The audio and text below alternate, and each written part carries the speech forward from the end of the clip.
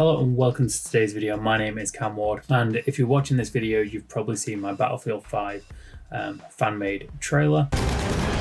In this video, we're going to be breaking that down. I'm going to walk you through how I made it. If you haven't seen the video, I'll leave a link to it in the description below. If you have any questions, just drop me a comment. I'll get back to you there. If you enjoy this kind of content, please be sure to hit like and subscribe, and I'll leave a link to my social links in the description below as well. So let's get straight into it.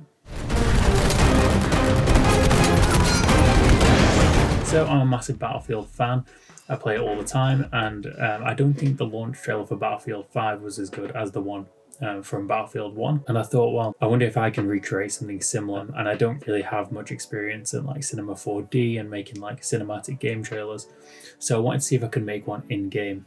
Now, I don't have like a spectator PC, and if you're on PC, it's like cinematography mode in the spectator mode, which is really cool. So I'll probably look into doing something with that in the future. But for the time being, I was just on the Xbox One X, so I really wanted to figure out a way to do it in there.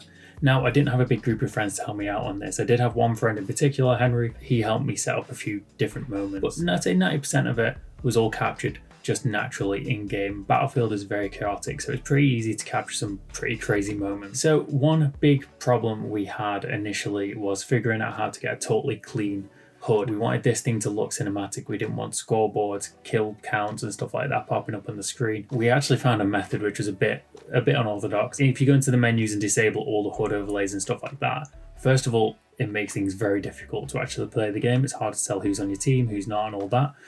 But that's a different issue altogether. So what we did is to get a totally clean HUD is just hold down LB. This equips a grenade, and that means that your whole interface is clear. A little bit tricky and a bit finicky, but on the whole, pretty good. You just have to keep an eye out for shadows and make sure your player shadow isn't in the shot. And that's what we did to record, say, 90% of this. The other 10% was gameplay. That's all we really had to do. And we shot this over maybe 2 or 3 weeks. We really wanted to get some of the Pacific content in there because personally, that's some of my favorite content. I think in the future, I want to explore some of the stuff you can do on PC. For this specific video, I wanted to see if it was possible, well, for anybody to make kind of a launch trailer. As always, I wanted a short, sharp, punchy gameplay trailer. So I edited this all inside Premiere Pro, and it's all, again, it comes back to, if you've not seen my Modern Warfare breakdown trailer, what I said in that was, it's all about kind of just setting up the characters, the people, whatever it is, if it's a tank or it's a plane, just kind of getting into a position where it's good cinematic lighting. You want this thing to all look very clean and slick and eliminate all that game jank. The sounds in Battlefield are very important, they're very punchy, and the sound design team do a great job of that. So we really wanted to make sure that came across in the video as well. But yeah, that's it really. We used the Xbox Game DVR to record all of it straight onto a hard drive, and then edited it from there.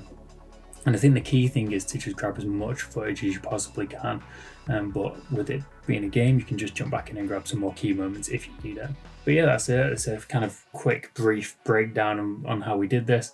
If you do have any questions, be sure to hit me up in the comments. And yeah, I will catch you in the next one.